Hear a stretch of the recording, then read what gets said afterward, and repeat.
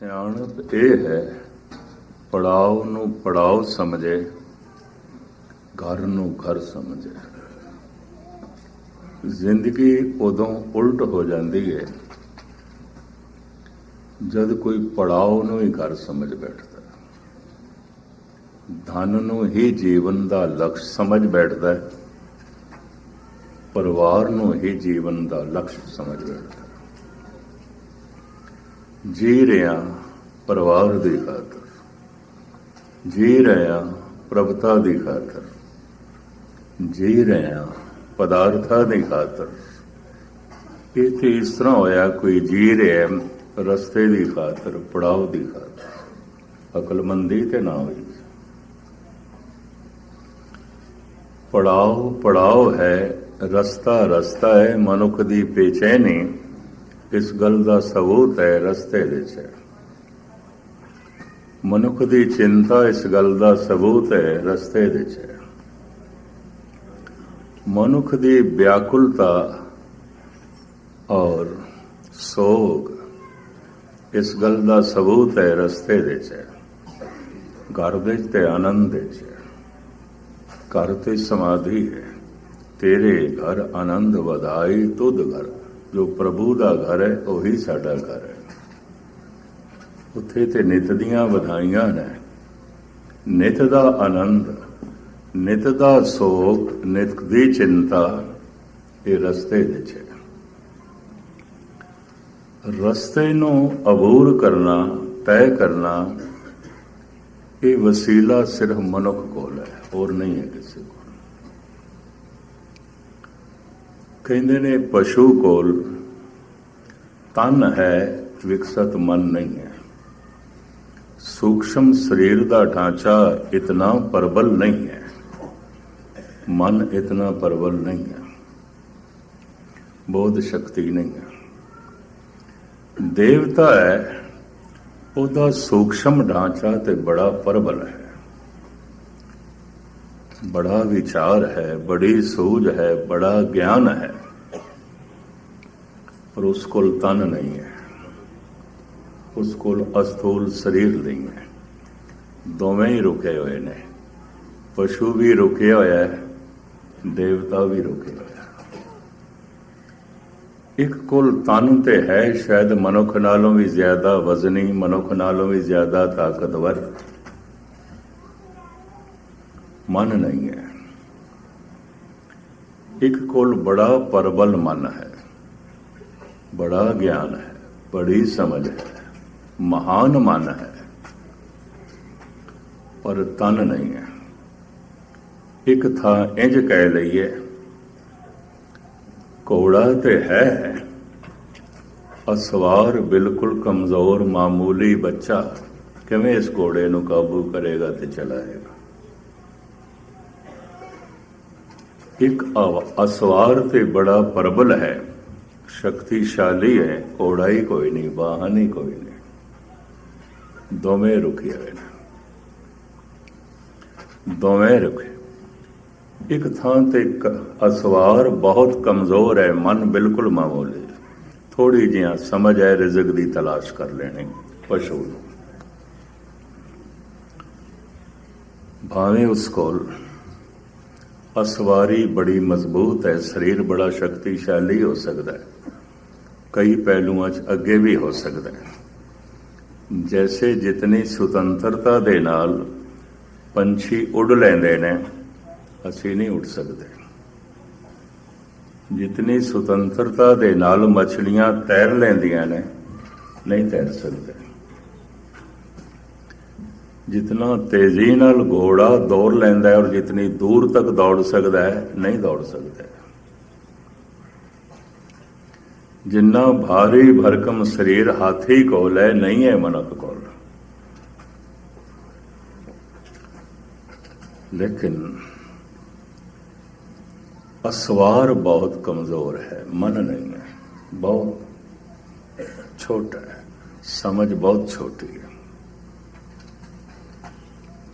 ਦੂਸਰੇ ਪਾਸੇ ਦੇਵਤਾ ਹੈ, ਬੜਾ ਗਿਆਨ ਹੈ, ਬੜਾ ਗਿਆਨ ਹੈ, ਪੂਰਵਲੇ ਜਨਮ ਦਾ ਬੜਾ ਗਿਆਨ ਸੰਚਿਤ ਕੀਤਾ ਹੋਇਆ ਹੈ, ਬੜਾ ਸੰਗ੍ਰਹਿ ਕੀਤਾ ਹੋਇਆ ਹੈ, बड़ी सूझ है, समझ है। इस सूझ बूझ ਨੂੰ, ਇਸ ਗਿਆਨ ਨੂੰ ਵਰਤ ਕੇ ਮੰਜ਼ਿਲੇ ਮਕਸੂਦ ਤੇ ਪਹੁੰਚ ਸਕੇ ਤਨ ਨਹੀਂ ਹੈ, ਦੋਵੇਂ ਰੁਕੇ ਗਏ। ਇਸ ਵਾਸਤੇ ਸਾਰੇ ਵਿਦਵਾਨਾਂ ਨੇ ਕਿਹਾ ਮਨੁੱਖ ਮਹਾਨ ਹੈ, ਇਹਦੇ ਕੋਲ ਤਨ ਵੀ ਹੈ, ਮਨ ਵੀ ਹੈ, ਅਸਵਾਰ ਵੀ ਹੈ, ਘੋੜਾ ਵੀ ਹੈ। ਲੇਕਿਨ ਹੁੰਦਾ ਕੀ ਹੈ,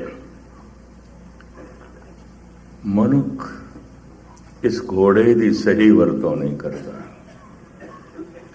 ਔਰ ਰਸਤੇ 'ਚ ਪੜਾਵਾਂ 'ਚ ਹੀ ਭਟਕਦਾ ਰਹਿ ਜਾਂਦਾ ਹੈ। ਹੁਣ ਮੈਂ ਅਰਜ਼ ਕਰਾਂ,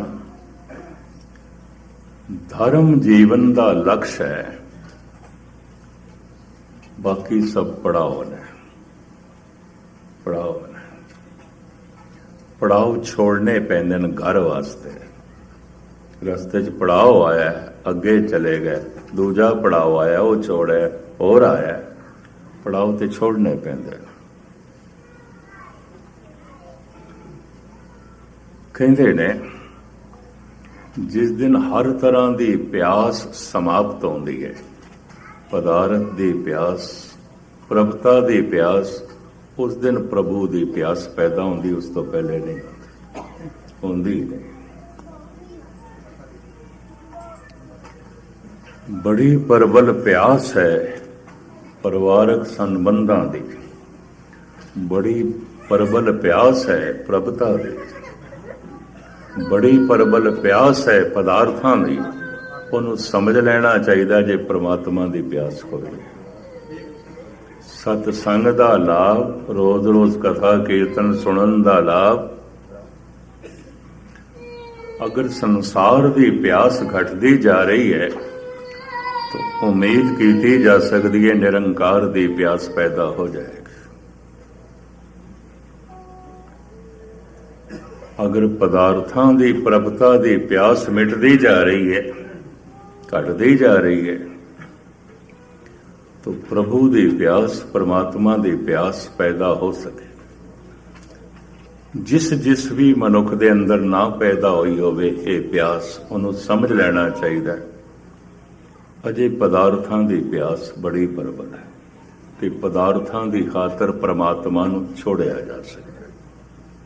ਧਨ ਦੀ ਖਾਤਰ ਧਰਮ ਛੋੜਿਆ ਜਾ ਸਕਦਾ, ਪਰਿਵਾਰ ਦੀ ਖਾਤਰ ਕਰਤਾਰ ਛੋੜਿਆ ਜਾ ਸਕਦਾ, ਪ੍ਰਭਤਾ ਦੀ ਖਾਤਰ ਪ੍ਰਭੂ ਨੂੰ ਛੋੜਿਆ ਜਾ ਸਕਦਾ। ਔਰ ਛੋੜ ਦਿੰਦੇ ਨੇ ਲੋਕ ਜੋ ਪ੍ਰਭਤਾ ਨੂੰ ਜ਼ਿਆਦਾ ਅਹਿਮੀਅਤ ਦਿੰਦੇ ਨੇ, ਪ੍ਰਭੂ ਨੂੰ ਨਹੀਂ। ਜੋ ਪਦਾਰਥਾਂ ਨੂੰ ਜ਼ਿਆਦਾ ਅਹਿਮੀਅਤ ਦਿੰਦੇ ਨੇ, ਪਰਮਾਤਮਾ ਨੂੰ ਨਹੀਂ। ਇਸ ਤਰ੍ਹਾਂ ਹੁਣ ਆਪਣਾ ਮਨ ਤੋਲਣਾ। ਪਰਮਾਤਮਾ ਨਾਲੋਂ ਪਦਾਰਥਾਂ ਦੀ ਅਹਿਮੀਅਤ ਜ਼ਿਆਦਾ ਹੈ ਤਾਂ ਫਿਰ ਪਰਮਾਤਮਾ ਕੁਛ ਵੀ ਨਹੀਂ ਹੈ, ਕੁਛ ਵੀ ਨਹੀਂ। ਪ੍ਰਭੂ ਨਾਲੋਂ ਪ੍ਰਭਤਾ ਦੀ ਪਿਆਸ ਬੜੀ ਪ੍ਰਬਲ ਹੈ ਤਾਂ ਸਮਝ ਲੈਣਾ ਅਜੇ ਹਨੂਜ਼ ਦਿੱਲੀ ਦੂਰ ਅਸਤ, ਅਜੇ ਪਰਮਾਤਮਾ ਦੀ ਪਿਆਸ ਦੀ ਗੱਲ ਬੜੀ ਦੂਰ ਹੈ।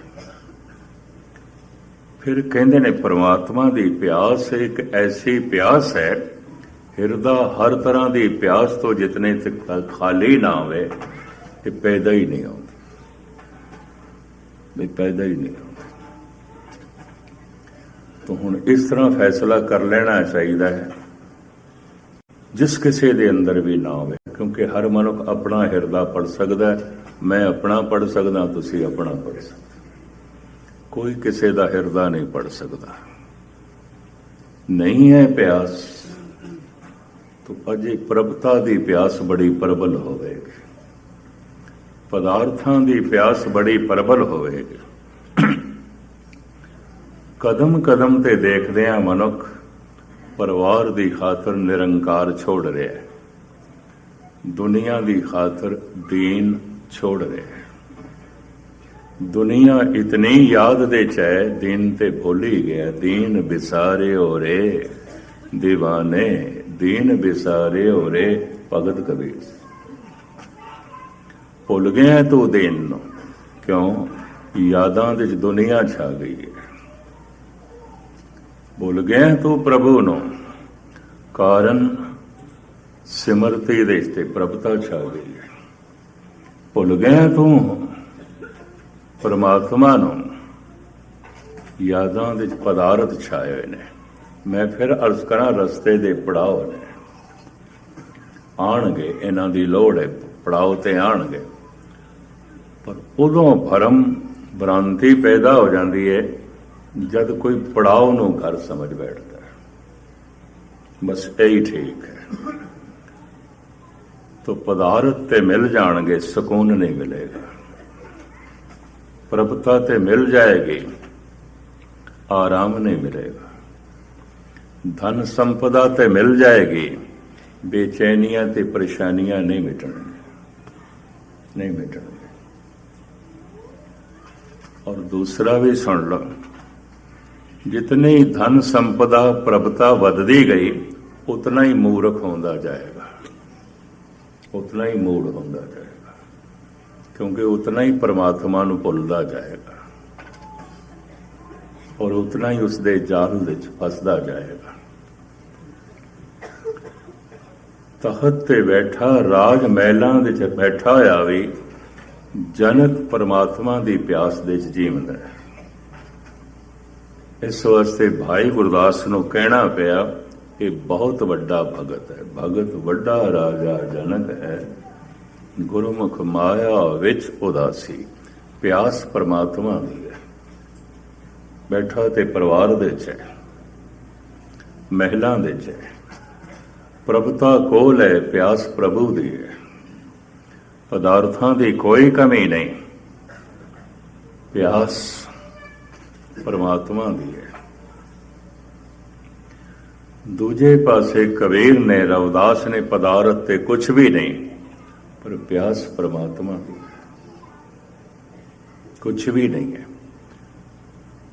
ਉਪਜੀਵਿਕਾ ਚਲਾਉਣ ਵਾਸਤੇ ਪੂਰਾ ਧਨ ਵੀ ਨਹੀਂ ਹੈ, ਪਿਆਸ ਤੇ ਧਰਮ ਦੀ ਹੈ। ਪਿੰਡ ਦੇ ਚੌਧਰੀ ਵੀ ਨਹੀਂ ਨੇ, ਪਿਆਸ ਤੇ ਪ੍ਰਭੂ ਦੀ ਹੈ। ਇਸ ਤੋਂ ਪਤਾ ਚੱਲਦਾ ਹੈ ਹਿਰਦੇ ਖਾਲੀ ਹੋ ਗਏ ਨੇ, ਤਾਂ ਹੀ ਇਹ ਪਰਮਾਤਮਾ ਦੀ ਪਿਆਸ ਪੈਦਾ ਹੋਈ ਹੈ। ਔਰ ਇਸ ਪਿਆਸ ਦੇ ਪੈਦਾ ਹੁੰਦਿਆਂ ਹੋਰ ਕੋਈ ਪਿਆਸ ਰਹਿ ਨਹੀਂ ਜਾਂਦੀ, ਰਹਿੰਦੀ ਹੈ। ਇਹ ਵੀ ਮਹਿਸ ਕਰੇ। ਇਹ ਪਿਆਸ ਪੈਦਾ ਹੁੰਦਿਆਂ ਫਿਰ ਪ੍ਰਭੂ ਤੋਂ ਬਿਨਾਂ ਜੀਵਣਾ ਔਖਾ ਹੋ ਜਾਂਦਾ ਹੈ। ਧੰਨ ਗੁਰੂ ਰਾਮਦਾਸ ਜੀ ਮਹਾਰਾਜ ਨੇ ਇਸ ਦਾ ਇੰਜ ਜ਼ਿਕਰ ਕੀਤਾ ਹੈ, ਅੰਤਰ ਪਿਆਸ ਉਠੀ ਪ੍ਰਭ ਕੇਰੀ, ਸੁਨ ਗੁਰ ਬਚਨ ਮਨ ਤੀਰ ਲਗਈਆ। ਇਹ ਪਿਆਸ ਪੈਦਾ ਕਿਸ ਤਰ੍ਹਾਂ ਹੋ ਗਈ, ਕਿਵੇਂ ਹੋ ਗਈ, ਬਾਕੀਆਂ ਦੇ ਅੰਦਰ ਕਿਉਂ ਨਹੀਂ ਹੋਈ? ਕਾਰਨ ਕੀ ਹੈ? ਸੁਨ ਗੁਰ ਬਚਨ ਮਨ ਤੀਰ ਲਗਈਆ। ਗੁਰੂ ਦਾ ਬੋਲ ਕੀ ਸੁਣਿਆ, ਤੀਰ ਦੀ ਤਰ੍ਹਾਂ ਲੱਗਿਆ। ਇਹ ਤੇ ਤੀਰ ਦੀ ਤਰ੍ਹਾਂ ਲੱਗਿਆ, ਵਿੰਨ ਗਿਆ। ਬੜਾ ਗਹਿਰਾਈ ਨਾਲ ਸੁਣਿਆ ਹੋਵੇਗਾ, ਇੱਕ ਮਨ ਹੋ ਕੇ ਸੁਣਿਆ ਹੋਵੇਗਾ, ਪੂਰੀ ਇਕਾਗਰਤਾ ਨਾਲ ਸੁਣਿਆ ਹੋਵੇਗਾ, ਤਾਂ ਹੀ ਤੀਰ ਦੀ ਤਰ੍ਹਾਂ ਲੱਗਿਆ। ਨਹੀਂ ਤੇ ਰੋਜ਼ ਮਿਲਦੇ ਨੇ, ਅਸੀਂ ਜੀ 10 ਪਾਠ ਕੀਤੇ ਨੇ ਜਪਜੀ ਸਾਹਿਬ ਦੇ, ਗੁਸਤਾਖੀ ਮਾਫ, ਮੈਨੂੰ ਕਹਿਣਾ ਪੈਂਦਾ, ਚਿਹਰਾ ਤੇ ਤੇਰਾ ਦੱਸਦਾ ਪਿਆ, ਤੂੰ ਇੱਕ ਪੌੜੀ ਵੀ ਨਹੀਂ ਪੜੀ। ਛਾਪ ਹੀ ਤੇਰੇ ਚਿਹਰੇ ਦੀ ਦੱਸਦੀ ਵੀ ਕੁਛ ਵੀ ਨਹੀਂ, ਕੁਛ ਵੀ ਨਹੀਂ ਪੜੇ ਹੋਣਗੇ 10 ਪਾਠ। ਅਸੀਂ ਜੀ ਪੂਰਾ ਸੁਖਮਨੀ ਸਾਹਿਬ ਰੋਜ਼ ਪੜ੍ਹਦੇ ਹਾਂ, ਇੱਕ ਪੰਕਤੀ ਦੀ ਝਲਕ ਵੀ ਨਹੀਂ ਮਿਲਦੀ ਤੇਰੀ ਜ਼ਿੰਦਗੀ ਦੇ ਚੋਂ। ਗਹਿਰਾਈ ਨਾਲ ਸੁਣਿਆ ਹੋਵੇਗਾ, ਅੰਤਸ ਪਿਆਸ ਉਠੀ ਪ੍ਰਭ ਕੇਰੀ, ਸੁਨ ਗੁਰ ਬਚਨ ਮਨ ਤੀਰ ਲਗਈਆ। मन की बिरथा मन ही जाने, अवर के जाने को पीर परैया। ਸਰੀਰਕ ਪੀੜ ਨੂੰ, ਸਰੀਰਕ ਦਰਦ ਨੂੰ ਸਾਰੇ ਜਾਣਦੇ ਨੇ। ਕਿਸੇ ਦਾ ਕੰਨ ਦੁਖਿਆ ਨੂੰ ਪਤਾ ਹੈ ਦਰਦ ਕੀ ਹੁੰਦੀ ਹੈ, ਕਿਸੇ ਦਾ ਦੰਦ ਦੁਖਿਆ ਨੂੰ ਪਤਾ ਹੁੰਦਾ ਹੈ ਕੀ ਹੁੰਦਾ ਹੈ। ਸਰੀਰ ਦਾ ਕੋਈ ਅੰਗ ਦੁਖੇ ਹੈ ਜਾਂ ਬਹੁਤ ਸਾਰੇ ਅੰਗ ਦੁਖੇ ਨੇ, ਉਸ ਦਰਦ ਦਾ ਮਨੁੱਖ ਨੂੰ ਪਤਾ ਹੁੰਦਾ। ਅਸਾਧ ਰੋਗਾਂ ਦੇ ਦਰਦ ਦਾ, ਪੀੜਾ ਦਾ ਮਨੁੱਖ ਨੂੰ ਪਤਾ ਹੁੰਦਾ। ਤਨ ਨੂੰ ਕੋਈ ਚੋਟ ਲੱਗ ਜਾਏ, ਗਹਿਰੀ ਸੱਟ ਲੱਗ ਜਾਏ ਅਚਾਨਕ, ਇਸ ਦਰਦ ਦਾ ਵੀ ਮਨੁੱਖ ਨੂੰ ਪਤਾ ਹੋਵੇਗਾ। ਸ਼ਬਦ ਦਾ ਤੀਰ ਮਨ ਨੂੰ ਲਗੇ तो पीड़ पैदा होगी। ये मानसिक पीड़ है, ये तीर मन ਨੂੰ लगता है, सूक्ष्म शरीर ਨੂੰ लगता है, तन ਨੂੰ नहीं। सुन के मन ਨੂੰ लगता। सुन गुरु बचन मन तीर लगैया, मन की बिरथा मन ही जाने, अवर के जाने को पीर परैया। तो ये तीर पीड़ ते पैदा करेगा। ਹੁਣ ਹੋਰ ਵੀ ਸੁਣ ਲਓ, ਦੁਨੀਆ ਦੇ ਵਿੱਚ ਇਤਨੀ ਭਿਅੰਕਰ ਪੀੜਾ ਹੋਰ ਕੋਈ ਵੀ ਨਹੀਂ ਆਉਂਦੀ। ਜਦ ਸ਼ਬਦ ਦਾ ਤੀਰ ਲੱਗਦਾ ਤੇ ਪੀੜ ਪੈਦਾ ਹੁੰਦੀ ਹੈ। ਭਗਤ ਸਿਖਰ ਦੀ ਪੀੜਾ ਚੋਂ ਲੰਘਦੇ ਨੇ। ਬਹੁਤ ਭਿਅੰਕਰ ਪੀੜਾ ਚੋਂ ਲੰਘਦੇ ਨੇ। ਔਰ ਇਸ ਦਾ ਗੁਰਬਾਣੀ ਦੇ ਵਿੱਚ ਬਹੁਤ ਵੱਡਾ ਜ਼ਿਕਰ ਹੈ। ਔਰ ਭਾਈ ਗੁਰਦਾਸ ਨੇ ਬਹੁਤ ਵੱਡਾ ਨਿਖੇੜਾ ਕੀਤਾ ਹੈ। ਭਾਈ ਗੁਰਦਾਸ ਜੀ ਵੀ ਕਹਿੰਦੇ ਨੇ ਇਸ ਪੀੜਾ ਵਰਗੀ ਹੋਰ ਕੋਈ ਪੀੜਾ ਨਹੀਂ ਹੈ। ਅਕਸਰ ਜਦ ਇਹ ਤੀਰ ਆ ਰਿਹਾ ਹੁੰਦਾ ਹੈ, ਅਸੀਂ ਮਨ ਇੱਕ ਪਾਸੇ ਕਰ ਲੈਂਦੇ, ਨਾ ਹੀ ਲੱਗੇ। ਨਿਸ਼ਾਨਾ ਤੇ ਮਨ ਹੈ, ਸ਼ਬਦ ਤੀਰ ਹੈ, ਨਿਸ਼ਾਨਾ ਸਾਡਾ ਮਨ ਹੈ। ਇਹਨੂੰ ਇੱਕ ਪਾਸੇ ਕਰ ਲੈਣਾ, ਤੀਰ ਚੱਲਦੇ ਹੀ ਰਹਿ ਜਾਂਦੇ ਨੇ। ਇੱਕ ਇੱਕ ਪੰਕਤੀ ਇੱਕ ਤੀਰ ਹੈ, ਇੱਕ ਇੱਕ ਬੋਲ ਵਾਹਿਗੁਰੂ ਵਾਹਿਗੁਰੂ ਇੱਕ ਤੀਰ ਹੈ। ਲੱਗਦਾ ਨਹੀਂ, ਕਿਉਂ? ਮਨ ਹੀ ਤੇ ਨਿਸ਼ਾਨਾ ਇਹਨੂੰ ਇੱਕ ਪਾਸੇ ਕਰ ਲੈਂਦੇ ਆ, ਲੱਗ ਜਾਂਦਾ ਤੀਰ, ਨਹੀਂ ਲੱਗਦਾ। ਅਗਰ ਲਗੇ तो पीड़ पैदा होगी। इस वास्ते भगत कबीर ते रविदास ते कहने लागी होए सो जाने पीर, राम भगत अणयाले तीर। बहुत गहरा तीर ते बड़ी पीड़ पैदा करता है। दुखिया दर्द घने वेदन जाने तू धनी। ਸੰਸਕ੍ਰਿਤ ਦਾ ਵੇਦਨ ਸ਼ਬਦ ਬੜਾ ਕਮਾਲ ਦਾ ਹੈ। ਇਹਦੇ ਦੋ ਅਰਥ ਨੇ, ਇੱਕੋ ਹੀ ਸਮੇਂ ਦੋ ਅਰਥ ਨੇ। ਇੱਕੋ ਹੀ ਸਮੇਂ ਦੋ ਅਰਥ ਕਰਨੇ ਪੈਂਦੇ ਨੇ। ਇੱਕ ਅਰਥ ਨਾਲ ਉਸ ਸ਼ਬਦ ਦਾ ਅਨਰਥ ਹੋ ਜਾਂਦਾ ਹੈ। ਵੇਦਨ ਪੀੜਾ, ਵੇਦਨ ਗਿਆਨ। ਹੱਦ ਹੋ ਗਈ। ਇੱਕੋ ਹੀ ਸਮੇਂ ਇਸ ਦੇ ਦੋ ਅਰਥ ਕਿਉਂ ਕਰੀਏ? ਅੱਗੇ ਪਿੱਛੇ ਕੁਛ ਵੀ ਨਹੀਂ ਪਤਾ ਹੁੰਦਾ ਮੂੰਹ ਦੇ 'ਚ ਕਿੰਨੇ ਕੁ ਦੰਦ ਨੇ। ਜਿਸ ਦਿਨ ਕਦੀ ਕਦ ਦੰਦ ਦੁਖਦਾ ਹੈ ਤਾਂ ਸਾਰਾ ਧਿਆਨ ਸਾਰਾ ਗਿਆਨ ਉਸ ਦੰਦ ਤੇ ਹੀ ਰੁਕਿਆ ਹੁੰਦਾ, ਜਿਵੇਂ ਮੈਂ ਦੰਦ ਹੀ ਹਾਂ ਔਰ ਕੁਛ ਵੀ ਨਹੀਂ। ਵੇਦਨ ਗਿਆਨ ਪੀੜਾ ਦਾ ਹੁੰਦਾ ਹੈ, ਔਰ ਜਿੱਥੇ ਪੀੜਾ ਹੁੰਦਾ ਹੈ ਧਿਆਨ ਉੱਥੇ ਹੁੰਦਾ ਹੈ। ਧਿਆਨ ਤੇ ਗਿਆਨ ਇਕੱਠੇ ਰਹਿੰਦੇ ਨੇ। ਜਿਸ ਵਿੱਚ ਮੇਰਾ ਗਹਿਰਾ ਧਿਆਨ ਨਹੀਂ, ਉਸ ਦਾ ਮੈਨੂੰ ਫਿਰ ਗਿਆਨ ਵੀ ਨਹੀਂ ਹੈ। ਜਿਸ ਵਿੱਚ ਗਹਿਰਾ ਧਿਆਨ ਹੋਵੇਗਾ ਉਸੇ ਦਾ ਹੀ ਗਿਆਨ ਹੋਵੇਗਾ। ਤੇ ਗਹਿਰਾ ਧਿਆਨ ਪੀੜਾ ਕਰਕੇ ਹੁੰਦਾ ਹੈ, ਉਂਝ ਨਹੀਂ ਹੁੰਦਾ। ਅੱਗੇ ਪਿੱਛੇ ਤੇ ਪਤਾ ਵੀ ਨਹੀਂ ਚੱਲਦਾ ਮੇਰਾ ਸਿਰ ਹੈ ਵੀ ਸਹੀ ਕਿ ਨਹੀਂ।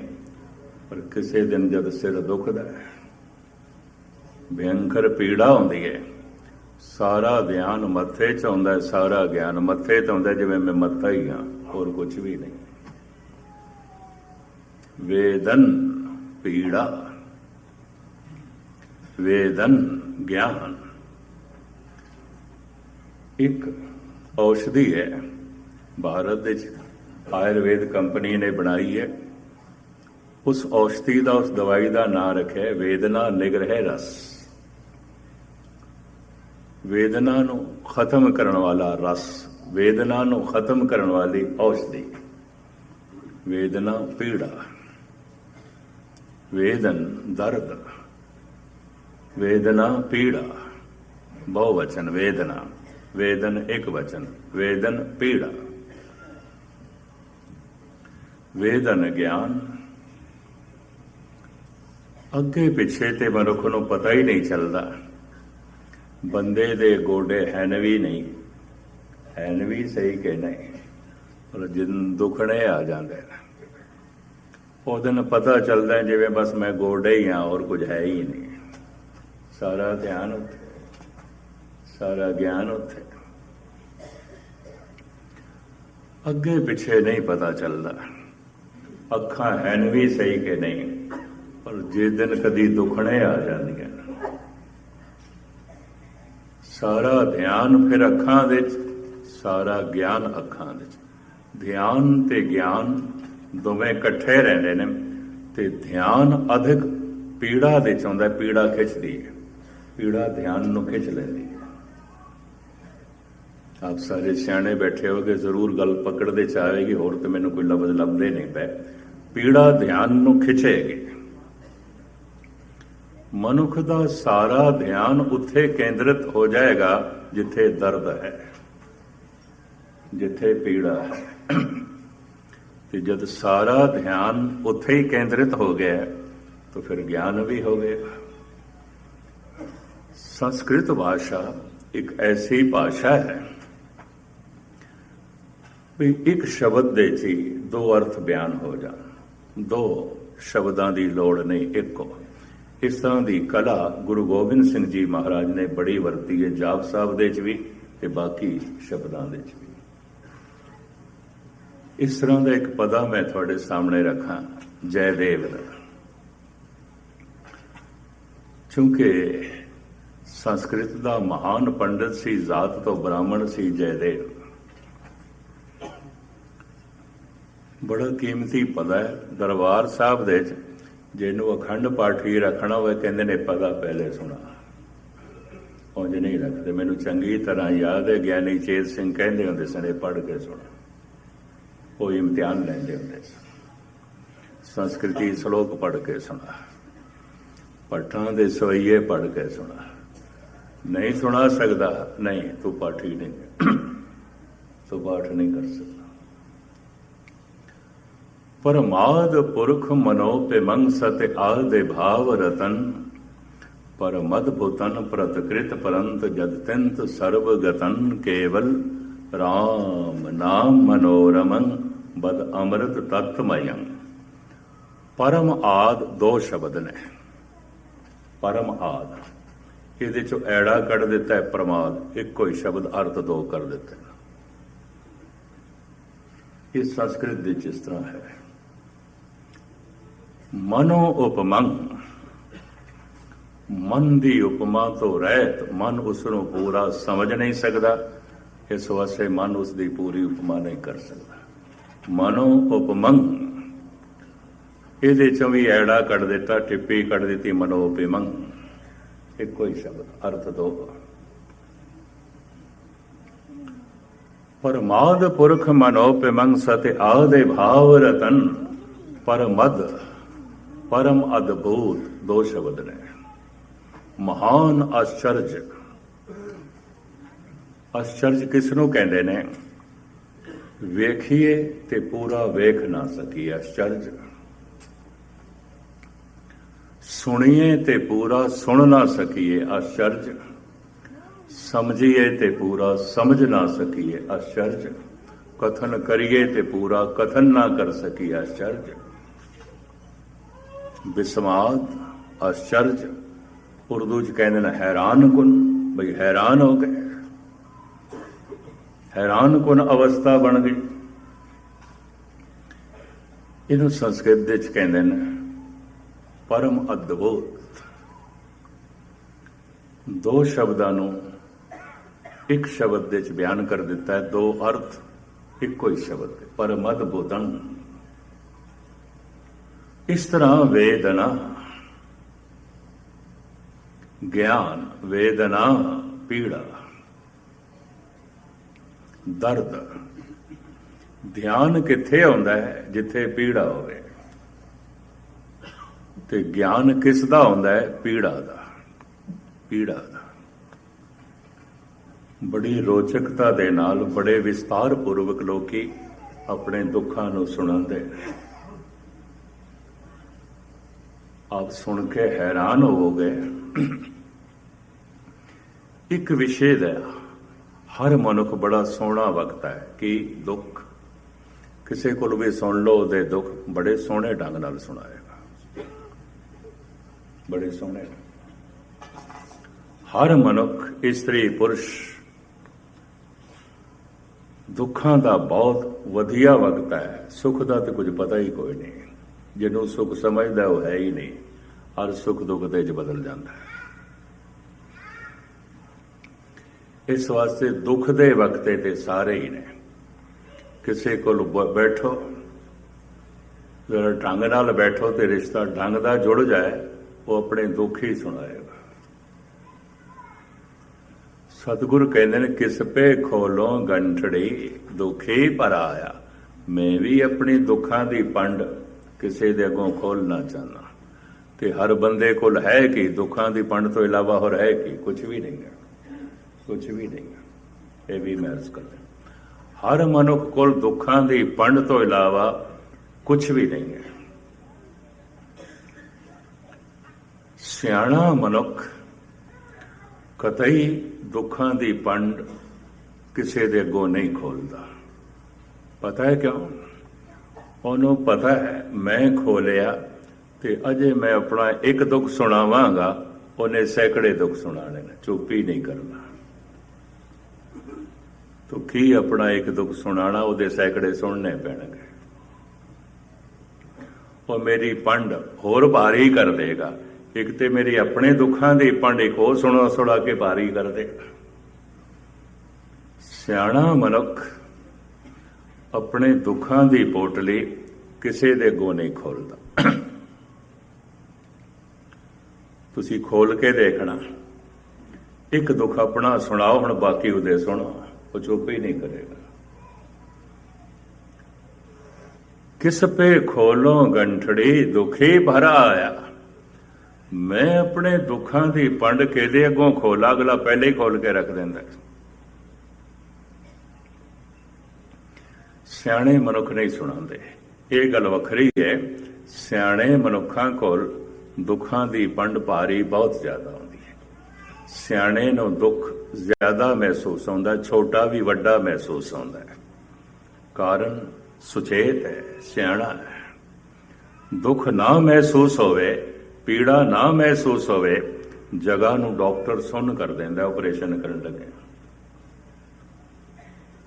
ਇਸ ਵਾਸਤੇ ਕੁਝ ਜਾਨਵਰ ਨੇ, ਕੁਝ ਪਸ਼ੂ ਨੇ ਇਤਨੀ ਪੀੜਾ ਨਹੀਂ ਮਹਿਸੂਸ ਕਰਦੇ ਜਿਤਨਾ ਮਨੁੱਖ ਕਰਦਾ। ਇਹ ਵੀ ਮਹਿਸੂਸ ਕੀਤਾ। ਇਸ ਵਾਸਤੇ ਕੁਝ ਵਿਦਵਾਨਾਂ ਨੇ, ਜੀਵ ਸ਼ਾਸਤਰੀਆਂ ਨੇ ਐਸਾ ਵੀ ਕਹਿ ਦਿੱਤਾ ਹੈ, ਐਸੇ ਵੀ ਜੀਵ ਨੇ ਪੀੜਾ ਮਹਿਸੂਸ ਕਰ ਸਕਣ, ਇਤਨੀ ਸਮਰੱਥਾ ਹੀ ਨਹੀਂ ਹੈ। ਜੀਵ ਤੇ ਦਾਣਿਆਂ ਵਿੱਚ ਵੀ ਹੈ। ਜੇ ਤੇ ਦਾਣੇ ਅੰਨ ਕੇ ਜੀਆਂ ਬਾਜ ਨਾ ਕੋ। ਅਚੇਤ ਨੇ, ਪੀੜਾ ਮਹਿਸੂਸ ਨਹੀਂ ਕਰ ਸਕਦੇ। ਘਾਸ ਦੇ ਵਿੱਚ ਵੀ ਜੀਵ ਹੈ, ਬੜਾ ਪ੍ਰਬਲ ਹੈ। ਇਹ ਗੱਲ ਵੱਖਰੀ ਹੈ। ਹਿਰਦਾ ਕੋਮਲ ਹੋ ਜਾਏ ਤਾਂ ਖੇਡ ਕੁਝ ਹੋਰ ਬਣ ਜਾਂਦੀ ਹੈ। ਰਾਬੀਆ ਇੱਕ ਦਿਨ ਘਾਸ ਤੇ ਬੈਠੀ ਸੀ ਤੇ ਕੁਰਾਨ ਪੜ੍ਹ ਰਹੀ ਸੀ। ਹਸਨ ਨੇ ਕਿਹਾ, ਰਾਬੀਆ, ਘਾਸ ਦੇ ਵਿੱਚ ਵੀ ਜੀਵ ਹੁੰਦਾ ਹੈ। ਤੂੰ ਘਾਸ ਤੇ ਬੈਠੀ ਹੈ। ਰਾਬੀਆ ਨੇ ਵੀ ਕਿਹਾ, ਤੂੰ ਵੀ ਤੇ ਘਾਸ ਤੇ ਚੱਲ ਕੇ ਆ ਰਿਹਾ ਹੈ, ਤੂੰ ਵੀ ਤੇ ਲਿਤਾੜਦਾ ਆ ਰਿਹਾ ਹੈ। ਔਰ ਕਹਿ ਦਿੱਤਾ, ਮੈਨੂੰ ਅਹਿਸਾਸ ਕਰਾਇਆ ਤੂੰ ਬਿਹਤਰ ਹੈ, ਪਰ ਮੈਂ ਕੀ ਕਰਾਂ? ਇਸ ਤੋਂ ਇਲਾਵਾ ਹੋਰ ਕਿੱਥੇ ਬੈਠਾਂ? ਅਚੇਤ ਨੇ। ਅਚੇਤ ਸੁਚੇਤ ਦਾ ਵਰਤਣ ਵਾਲੇ ਵੈ। ਅਚੇਤ ਸੁਚੇਤ ਦੀ ਖੁਰਾਕ ਵੀ ਹੈ। ਇਹ ਵੀ ਮਹਿਸੂਸ ਕਰਦੇ। ਘਾਸ ਨਾਲੋਂ ਗਊਆਂ, ਮੱਝਾਂ, ਭੇਡਾਂ, ਬੱਕਰੀਆਂ ਜ਼ਿਆਦਾ ਸੁਚੇਤ ਨੇ। ਬਨਸਪਤੀ ਘਾਸ ਉਹਨਾਂ ਦੀ ਖੁਰਾਕ ਹੈ। ਭੇਡਾਂ ਬੱਕਰੀਆਂ ਹਿਰਨੀਆਂ ਨਾਲੋਂ ਖਰਗੋਸ਼ਾਂ ਨਾਲੋਂ ਸ਼ੇਰ ਜ਼ਿਆਦਾ ਸੁਚੇਤ ਹੈ। ਇਹ ਸਭ ਉਹਨਾਂ ਦੀ ਖੁਰਾਕ ਨੇ। खुराक कुदरत ज्यादा पैदा करती, जितना घास पैदा करती है जंगलों विच इतने हिरन नहीं ने, इतने सांबर ते चित्तल नहीं ने। पर ईश्वर जितने चित्तल हिरन पैदा करता है इतने शेर नहीं ने, उन्होंने खाण वाले इतने नहीं ने। रिजक खाण वाले तो रिजक हमेशा ही ज्यादा होता है, ते फिर रिजक खाण वाला बाद विच पैदा होंदा है, रिजक पहले पैदा होंदा है। ये भी महर्ज करते हैं। पहले देते रिजक संभाहा, पाछे देते जंत उपाहा। रिजक पहले पैदा होंदा है, रिजक नूं खाण वाला बाद विच। इहदे च उदाहरण एक बड़ा बाकमाल दिता है ईरानी सूफी संत ने। वो कहता है गमे रोजी मखुर, रिजक दा गम ना करें, उकी ना करें। क्यों? गमे रोजी मखुन मजन औरा के दफ्तर रा के पेशे अस्तिफल एजत कल कुनद पस्ताने मादर रा। मां दे असणा दे च दुध पहले पैदा होंदा है, बच्चे दा जन्म बाद दे च होंदा है। रिजक पहले। शेख सादी, मैं क्यों गम करा? बच्चे का जन्म बाद दे चाहुंदा है, रिजक पहले बन जाता है, पहले बन जाता है। पहले देते रिजक संभाहा, सतगुरां दी बाणी। पाछे देते जंत उपाहा। जो जितना अचेत है उस तो उच्चा जो सुचेत है उसकी वो खुराक है। ये भी महसूस करते हैं, उसकी वो खुराक है। जितना सुचेत मनुख प्राणी होगा उतना पीड़ा ज्यादा महसूस करेगा, दुख ज्यादा महसूस करेगा। सारी कायनात दे चो मनुख ज्यादा सुचेत है, इस वास्ते दुख इसनों ज्यादा महसूस होता है। फिर मनुखों दे चो जिहड़ा दार्शनिक चिंतक फिलोसफर गहर गंभीर है, वो जितनी पीड़ा महसूस करता है आम मनुख इतनी नहीं करता। ये भी महसूस करते हैं, वो ज्यादा करता है क्योंकि ज्यादा सुचेत है। मैं हुणे अर्ज की है, जैसे जैसे कोई अचेत होगा पीड़ा घट महसूस होगी,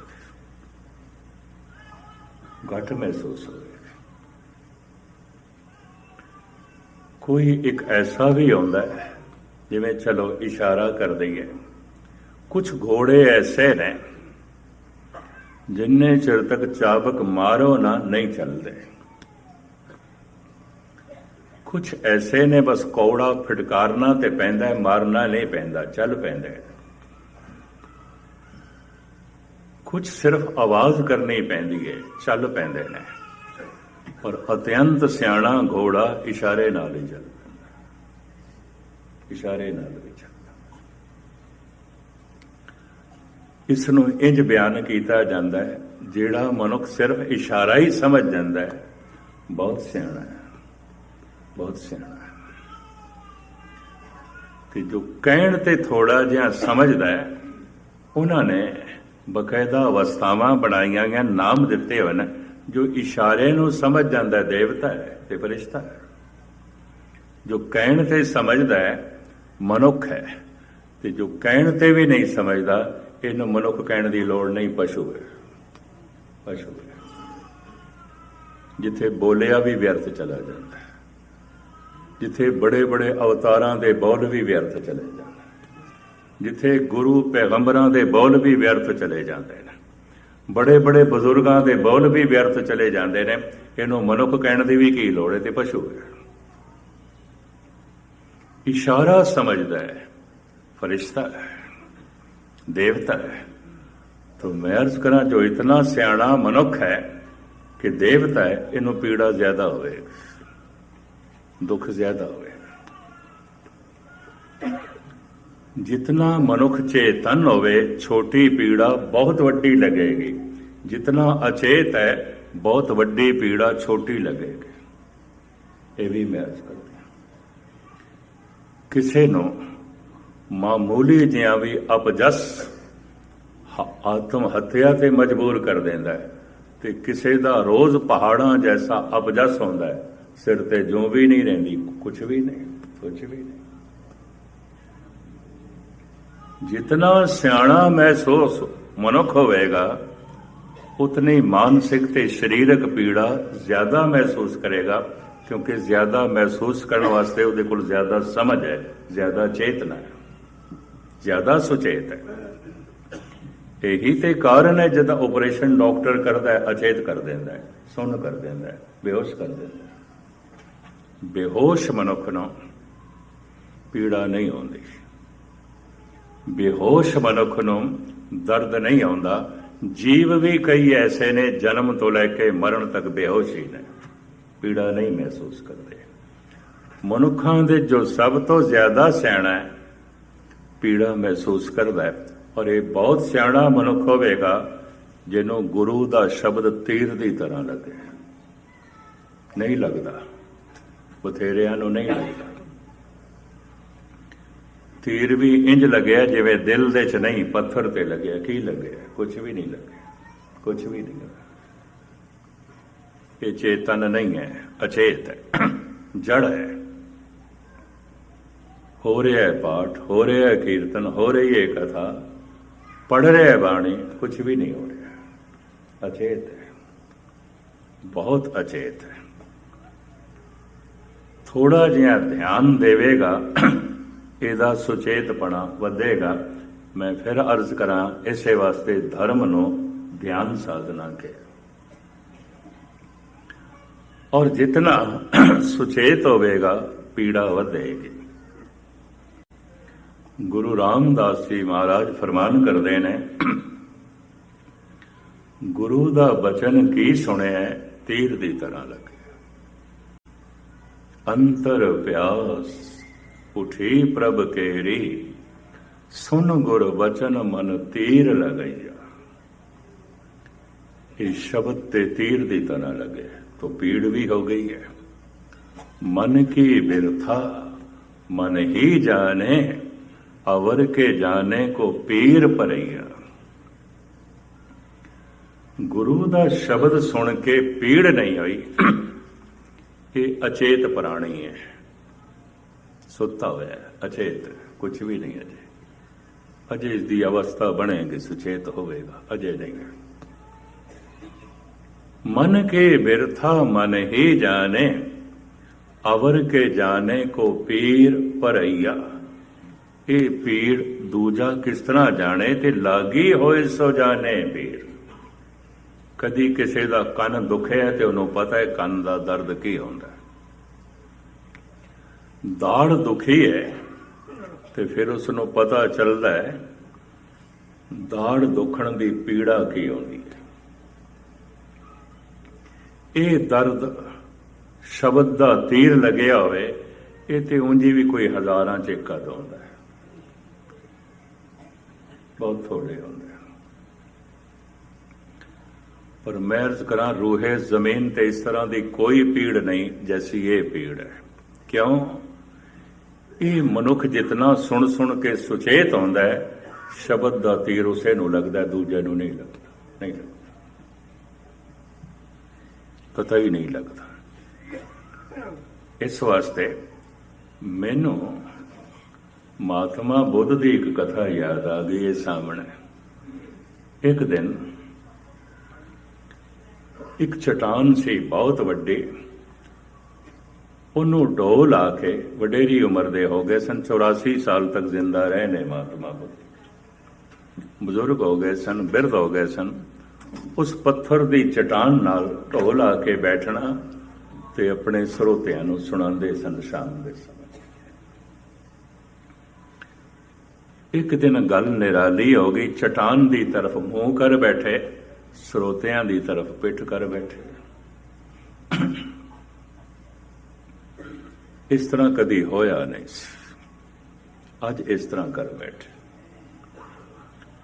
ਜੋ ਸਭ ਤੋਂ ਨਿਕਟਵਰਤੀ ਸੀ, ਉਹਨਾਂ ਦਾ ਚਚੇਰਾ ਵਿਰਾਜ, ਉਹਨਾਂ ਦਾ ਚੇਲਾ ਬਣ ਗਿਆ ਸੀ ਆਨੰਦ।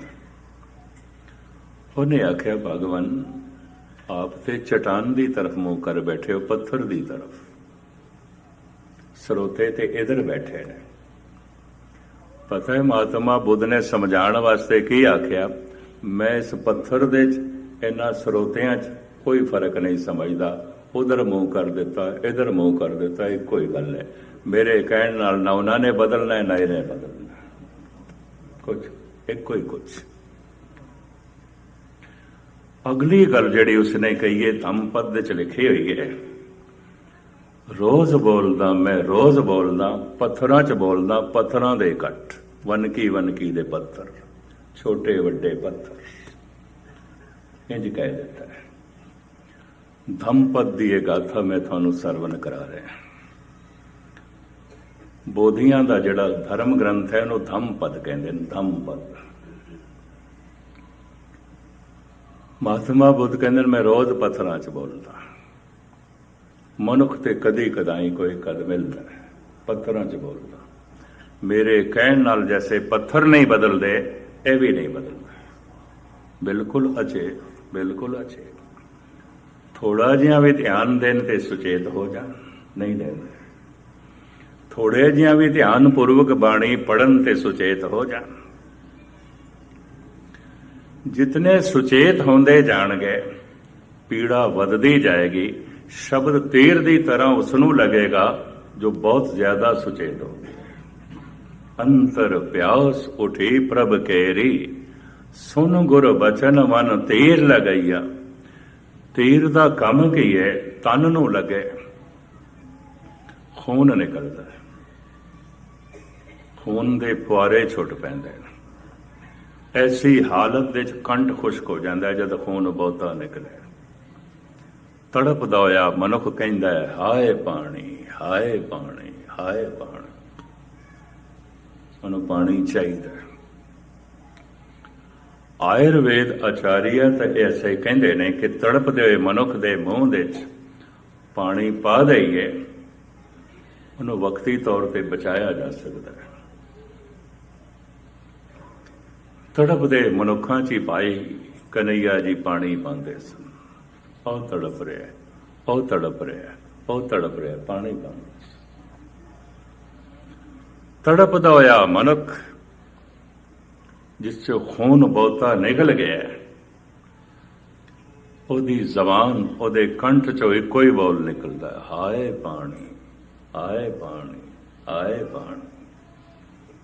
ਸ਼ਬਦ ਦਾ ਤੀਰ ਮਨ ਨੂੰ ਲੱਗਿਆ, ਮਨ ਦੇ 'ਚੋਂ ਲੋਭ ਨਿਕਲ ਜਾਂਦਾ ਹੈ, ਮਨ ਦੇ 'ਚੋਂ ਹੰਕਾਰ ਨਿਕਲ ਜਾਂਦਾ ਹੈ, ਮਨ 'ਚੋਂ ਵਾਸ਼ਨਾ ਛੀਣ ਆਉਂਦੀ ਹੈ। ਇਹੀ ਮਨ ਦੀ ਜ਼ਿੰਦਗੀ ਹੈ। ਇਹ ਖੂਨ ਤਨ ਦੀ ਜ਼ਿੰਦਗੀ ਹੈ, ਵਾਸ਼ਨਾ ਮਨ ਦੀ ਜ਼ਿੰਦਗੀ ਹੈ। ਇਹ ਖੂਨ ਤਨ ਦਾ ਜੀਵਨ ਹੈ, ਹੰਕਾਰ ਮਨ ਦਾ ਜੀਵਨ ਹੈ। ਇਸੇ ਤੇ ਜੀ ਰਿਹਾ ਹੈ। ਇਹ ਖੂਨ ਤਨ ਦੀ ਜ਼ਿੰਦਗੀ ਹੈ, ਇਹ ਲੋਭ ਮਨ ਦੀ ਜ਼ਿੰਦਗੀ ਹੈ। ਇਸੇ ਦੇ ਆਸੇ ਤੇ ਜੀ ਰਿਹਾ, ਮਨ ਦਾ ਢਾਂਚਾ ਖੜਾ ਹੈ।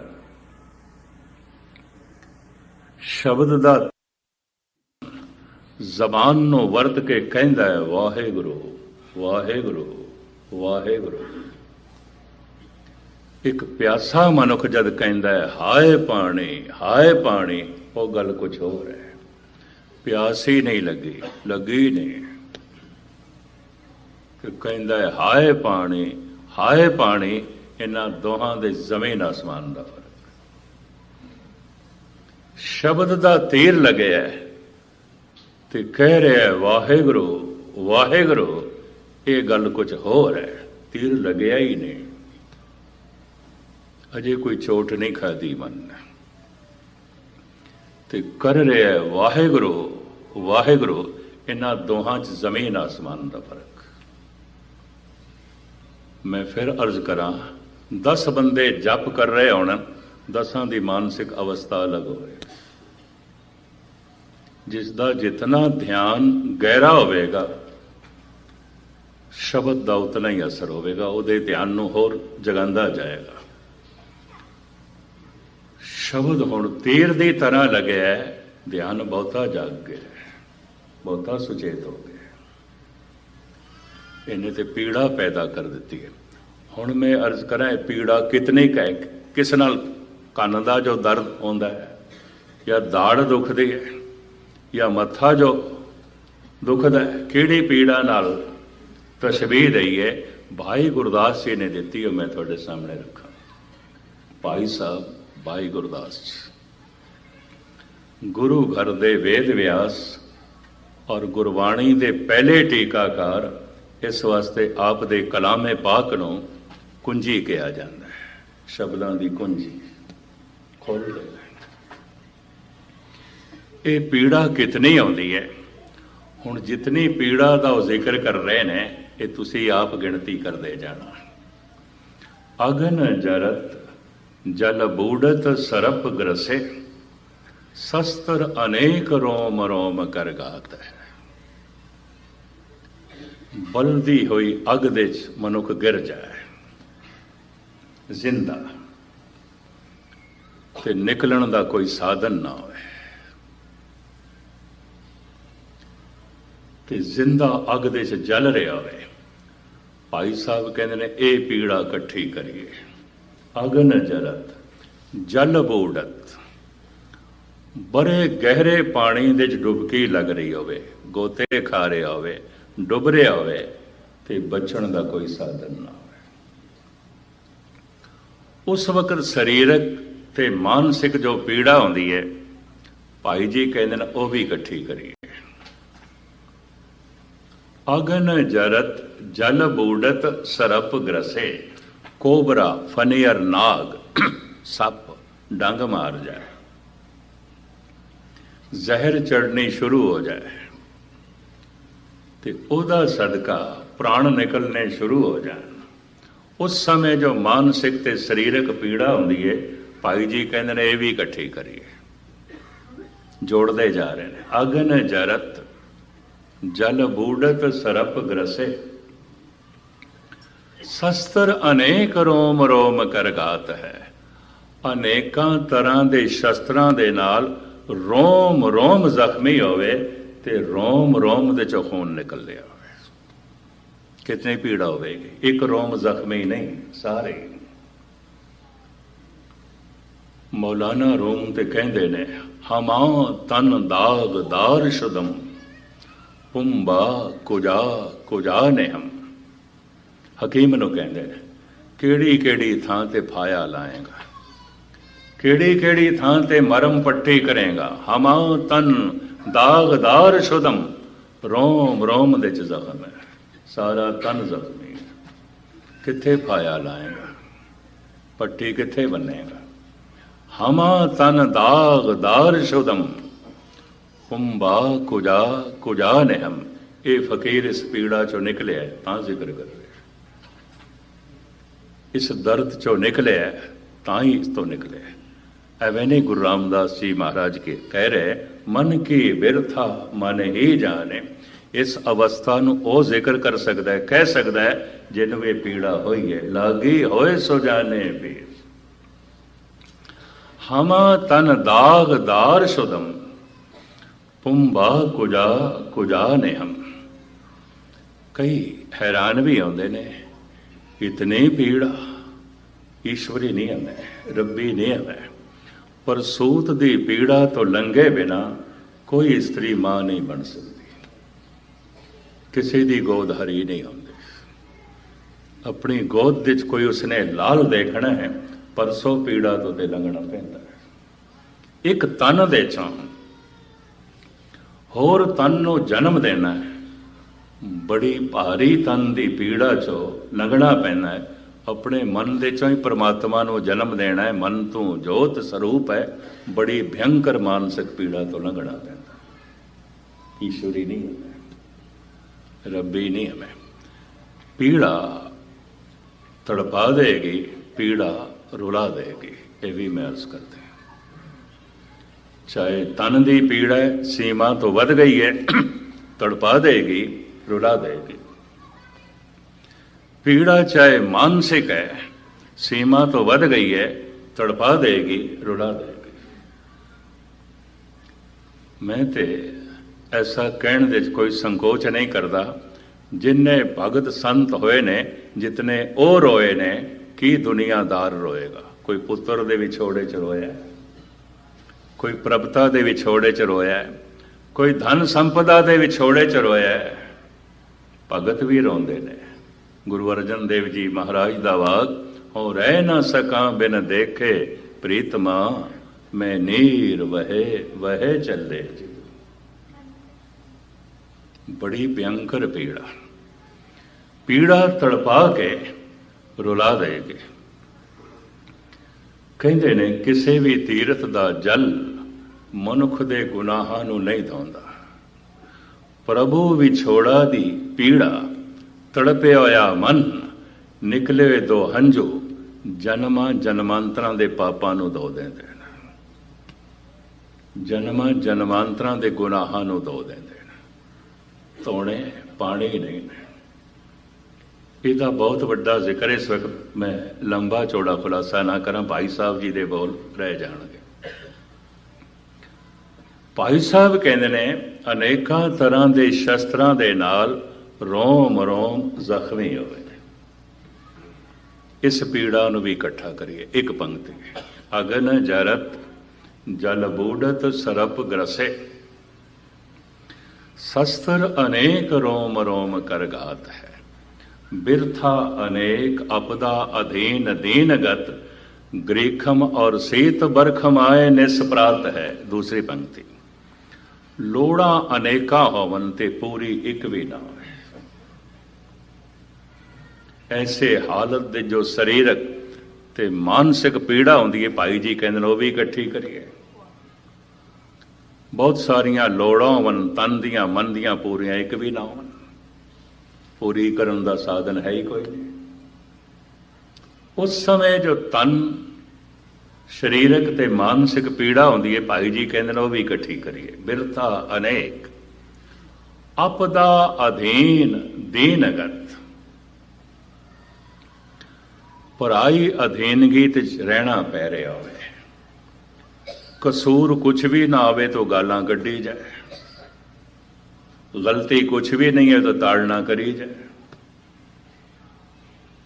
उस समय जो मानसिक पीड़ा होंदी है, कोई भुल भी नहीं की ते गालां, गलती भी नहीं की ते ताड़ना, पर अधीन की मजबूरी है, मजबूरी है, कमजोरी है। उस समय जो मानसिक पीड़ा होंदी है वह भी इकट्ठी करिए। शरीर दे कोई भयंकर रोग है, बीमारी है, ये जो पीड़ा है भाई जी कहते हैं ये भी इकट्ठी करिए। ग्रीखम और शीत बरख माए निस्परात है, बड़ी गर्मी है ते धुप दे च रहना पै रहा होवे, लू दे च बचण दा कोई साधन नहीं।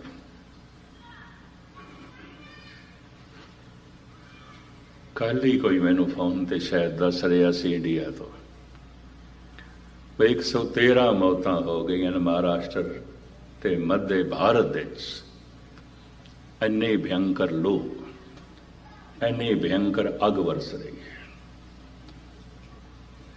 बचण दा कोई साधन ना होवे, उपराला ना हो। बड़ी भयंकर ठंड ते बचण दा कोई साधन नहीं।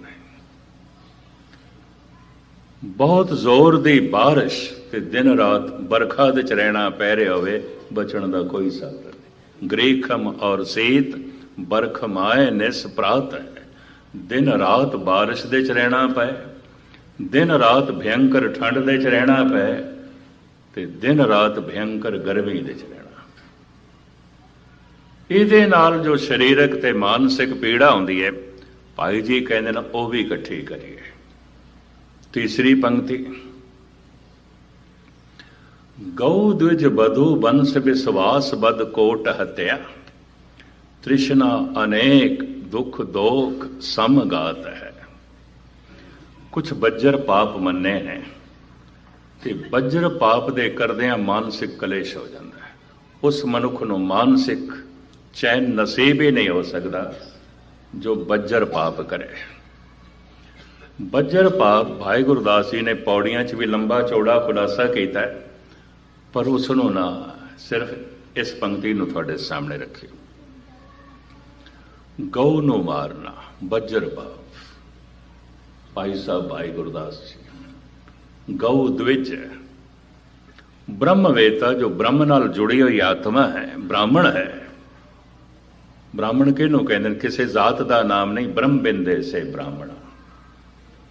पंडित विद्वान नूं कहंदे ने ब्राह्मण जो ब्रह्म का चिंतन करता है, जात नहीं है। ये भी मैं अर्ज करते हैं। महान टीका भाई मनी सिंह का देख के धन गुरु गोबिंद सिंह जी महाराज ने कह दिता सी, तू ते साडा ज्ञानी सिंह है, तू ते साडा ज्ञानी सिंह है। सारे उसनूं ज्ञानी जी कहण लग पे। उस दिन तो बाद गुरु घर दे कथावाचकां नूं या ग्रंथी ਸਿੰਘਾਂ ਨੂੰ ज्ञानी जी कहण लग पे। भाई मनी सिंह तो शुरू है, नहीं तो बाबा जी आखिया जाता सी, भाई साहब कहते सन। इन्ना ही सी पदवी भाई साहब की आउंदी सी या बाबा जी की।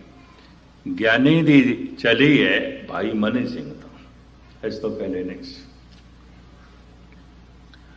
ब्राह्मण जो ब्रह्म का चिंतन करता है, उसकी बेइज्जती करनी या उन्होंने मारना बज्जर पाप है, नाकाबिले माफ है। गऊ द्विज बधो वंश विश्वास बद कोट हत्या। बधो अपनी इस्त्री नूं मारना। अबला है, वो पुरुष के तन का मुकाबला नहीं कर सकती। ऐसा शरीर प्रभु ने उसका बनाया है। तो उस ते जुल्म करना बज्जर पाप। विश्वासघात करना बज्जर पाप। गुरु नाल द्रोह करना बज्जर पाप। अनेका तरह की तृष्णा वस हो के अनर्थ करना बज्जर पाप। इस पंक्ति च इतनी गिनती करते हैं। गौ द्विज बधो वंश विश्वास घात तृष्णा अनेक दुख दोख समघात है। सारा शरीर का चोला इन्हां गुनाहां नाल लिबड़िया हुआ है। हर गुनाह मानसिक बेचैनी पैदा करता है। हर गुनाह, हर पाप। पता नहीं मैं थानू सरवण कराया है कि नहीं। मेरा एक क्लास फैलो से कट्ठे पढ़ते रहे हैं खालसा हाई स्कूल दे। देश की वंड हुई हरियाणा फरीदाबाद दे च आ गया। किसी वक्त फरीदाबाद भी पंजाब सी, दिल्ली दे कोल। ते साडी जिहड़ी ट्रेन पिछों आई वो राजस्थान चली गई। रेलवे स्टेशन डिपार्टमेंट इन्हां गड्डियां नूं थां थां ते भेजदा सी, वंड करदा सी। उन्हां दी ट्रेन फरीदाबाद गई। वो उत्थे वड्डा होया। आप सुन के हैरान हो गए। दिल्ली फरीदाबाद सारे उसदे नाम तो वाकफ। किस करके वाकफ? नामी गुंडा, नामी कातल। पुलिस भी उस तो डरदी सी।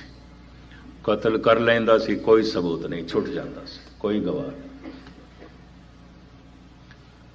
बंदा मारना कीड़ी मारना। जिस गली चो किधरे लंघे लोग दरवाजे बंद कर लेंगे। इतना भयंकर उसका नाम हो गया हरियाणा पुलिस दे, दिल्ली पुलिस दे। लेकिन गजब की गल, किसी भी गुनाह का सबूत नहीं रहने देता और कोई डर का मारा गवाही नहीं देता। उन्होंने पता सी असी गवाही दी ही नहीं तो दूजे दिन है गए।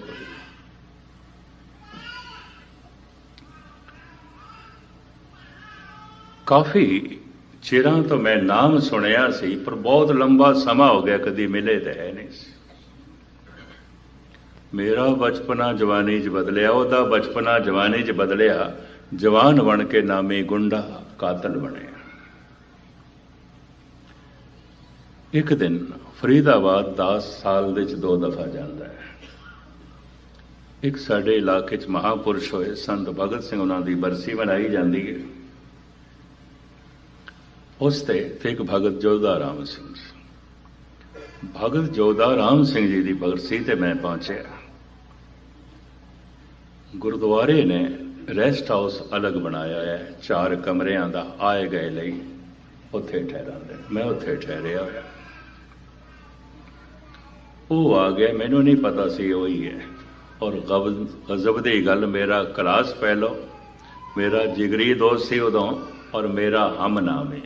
ਜੋ ਨਾਮ ਮੇਰਾ ਹੈ, ਮਾਂ ਬਾਪ ਨੇ ਉਹਦਾ ਨਾਮ ਵੀ ਸੰਤ ਸਿੰਘ ਰੱਖਿਆ ਸੀ। ਪਰ ਹੁਣ ਪਤਤ ਸੀ, ਸਿੱਖੀ ਰੂਪ ਵਿੱਚ ਨਹੀਂ ਸੀ।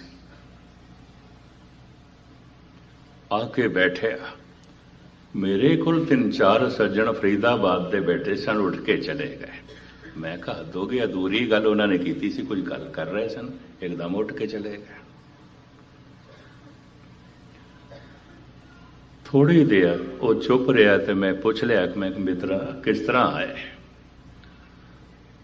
ਮੇਰਾ ਨਾਂ ਲੈ ਕੇ ਕਹਿਣ ਲੱਗਾ ਮੈਨੂੰ ਪਹਿਚਾਣੇ? ਮੈਂ ਨਹੀਂ, ਮੈਂ ਤੁਹਾਡਾ ਕਲਾਸ ਫੈਲੋ, ਇਕੱਠੇ ਬੈਠਦੇ ਸੀ,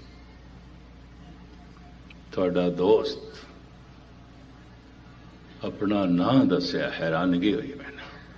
ਹੁਣ ਮੈਂ ਤੇ ਸੁਣ ਚੁੱਕਿਆ ਸੀ, ਨਾਮੀ ਕਾਤਲ, ਨਾਮੀ ਗੁੰਡਾ।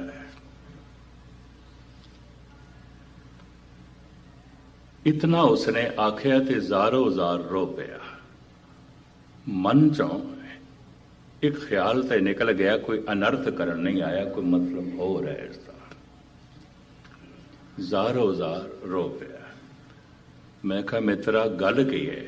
ਕਹਿੰਦਾ ਇਤਨਾ ਬੇਚੈਨ ਆ, ਇਤਨਾ ਬੇਚੈਨ ਆ, ਮੈਨੂੰ ਨੀਂਦ ਨਹੀਂ ਪੈਂਦੀ, ਜਿਤਨੇ ਚਿਰ ਤੱਕ ਪੂਰੀ ਬੋਤਲ ਪੀ ਨਾ ਲਵਾਂ ਮੈਨੂੰ ਰਾਤ ਨੂੰ ਨੀਂਦ ਨਹੀਂ ਆਉਂਦੀ।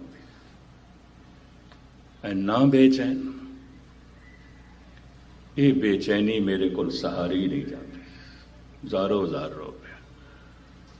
ਕਹਿਣ ਲੱਗਿਆ ਤੁਸੀਂ ਕਥਾ ਕਰਦੇ ਹੋ, ਮੈਂ ਸੁਣਿਆ ਲੋਕਾਂ ਕੋਲ, ਤੁਸੀਂ ਇਸ ਲਾਈਨ ਦੇ ਚੋ, ਇਹਦਾ ਕੋਈ ਇਲਾਜ ਹੈ? ਮੈਂ ਕਿਹਾ ਹਜ਼ਾਰਾਂ ਘਰ ਤੂੰ ਬਰਬਾਦ ਕੀਤੇ ਨੇ, ਸੈਂਕੜਿਆਂ ਨੂੰ ਤੂੰ ਰੋਣ ਤੇ ਮਜਬੂਰ ਕੀਤਾ ਹੈ। ਮਨੁੱਖ ਜਦ ਕਿਸੇ ਨਾਲ ਬੁਰਾ ਕਰਦਾ ਹੈ ਤੇ ਇਹ ਸੋਚ ਕੇ ਮੈਂ ਦੂਜੇ ਨਾਲ ਕਰ ਰਿਹਾ, ਧਰਮ ਕਹਿੰਦਾ ਨਹੀਂ ਆਪਣੇ ਨਾਲ ਕਰ ਰਿਹਾ, ਕਤਈ ਦੂਜੇ ਨਾਲ ਨਹੀਂ। ਇਹ ਪਲਟ ਕੇ ਵਾਪਸ ਆਏਗਾ। ਦਿੱਤਾ ਲਈਏ ਆਪਣਾ, ਅਣ ਦਿੱਤੇ ਕਿਛ ਹੱਥ ਨਾ ਆਵੇ। ਤੂੰ ਕਿਸੇ ਦੇ ਰਸਤੇ 'ਚ ਰੋੜੇ ਅਟਕਾਏ ਨੇ, ਦੀਵਾਰਾਂ ਤੇਰੇ ਰਸਤੇ 'ਚ ਵੀ। ਤੂੰ ਕਿਸੇ ਦੇ ਰਸਤੇ 'ਚ ਕੰਡੇ ਵਿਛਾਏ ਨੇ, ਫੁੱਲ ਤੇਰੇ ਰਸਤੇ 'ਚ ਵੀ ਕੋਈ ਨਹੀਂ। ਤੂੰ ਕਿਸੇ ਦੀ ਪੱਗ ਲਾਈਏ, ਤੇਰੇ ਸਿਰ ਤੇ ਵੀ ਸਲਾਮਤ ਨਹੀਂ ਰਹਿਣੀ। ਰੱਬੀ ਨਹੀਂ ਹੈ ਮੈਂ। ਇਹ ਤੇ ਦਿੱਤਾ ਲਈਏ ਆਪਣਾ, ਜੋ ਕੁਝ ਜਗਤ ਨੂੰ ਦੇਂਗਾ ਪਲਟ ਕੇ ਵਾਪਸ ਆਏਗਾ। ਮਨੁੱਖ ਦੂਜੇ ਨਾਲ ਬੁਰਾ ਕਰਦਾ ਹੈ, ਇਹ ਜਾਣ ਕੇ ਮੈਂ ਦੂਜੇ ਨਾਲ ਕਰ ਰਿਹਾ, ਆਪਣੇ ਨਾਲ ਕਰ ਰਿਹਾ। ਮੈਨੂੰ ਕਹਿਣ ਲੱਗਾ ਇਹ ਮੈਨੂੰ ਸਮਝ ਆਇਆ, ਇਲਾਜ, ਕੁਝ ਇਲਾਜ।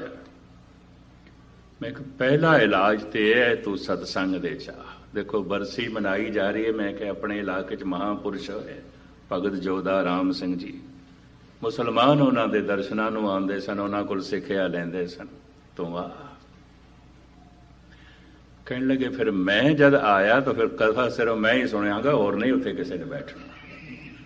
ਮੈਨੂੰ ਇਹ ਜੀ ਕਹਿਣ ਲੱਗਾ। ਮੈਂ ਕਿਹਾ ਇਸ ਗੱਲ ਦੀ ਤੂੰ ਚਿੰਤਾ ਨਾ ਕਰ, ਮੈਂ ਸੰਗਤਾਂ ਨੂੰ ਪ੍ਰੇਰਾਂਗਾ, ਮੈਂ ਬੇਨਤੀ ਕਰਾਂਗਾ, ਤੂੰ ਆ ਕਮ ਸੇ ਕਮ ਇਹ 3 ਦਿਨ ਤੇ ਆ ਤੂੰ। ਫਿਰ ਇਸ ਤੋਂ ਬਾਅਦ ਤੂੰ ਪਾਠ ਕਰੀ। ਤੂੰ ਪੰਜਾਬੀ ਜਾਣਦਾ, ਖਾਲਸਾ ਹਾਈ ਸਕੂਲ ਦਾ ਵਿਦਿਆਰਥੀ, ਉਹ ਤੋਂ ਬਾਅਦ ਵਿੱਚ ਕਰੀ, ਪਰ ਤੂੰ 3 ਦਿਨ ਤੇ ਆ। ਇੰਨੇ ਗਿਆਨੀ ਆਏ ਨੇ, ਅਕਾਲ ਤਖਤ ਦੇ ਸਿੰਘ ਸਾਹਿਬ ਵੀ ਆਏ ਹੋਏ ਸਨ, ਔਰ ਆਉਂਦੇ ਨੇ ਹਰ ਸਾਲ ਉਸ ਬਰਸੀ ਤੇ। 10-12 ਰਾਗੀ ਜਥੇ ਸਨ, ਗੁਣੀ ਜਨ ਸਨ। ਮੈਂ ਕਿਹਾ ਸੁਣ ਸਾਰਿਆਂ। ਉਡੀਕ ਮੈਂ ਕਰਦਾ ਰਿਹਾ, ਦੇਖਦਾ ਰਿਹਾ ਸੰਗਤ ਦੇ ਵਿੱਚ। ਇੰਡੀਆ ਦੇ ਵਿੱਚ ਬਾਹਰ ਵੀ ਹੌਰਨ ਲਾਉਂਦੇ ਨੇ ਗਲੀ ਦੇ ਵਿੱਚ, ਦੂਰ ਦੂਰ ਤੱਕ ਆਵਾਜ਼ਾਂ ਬੜੀ ਦੂਰ ਤੱਕ ਜਾਂਦੀਆਂ, ਖਾਸ ਵਿਸ਼ੇਸ਼ ਸਮਾਗਮ ਹੈ।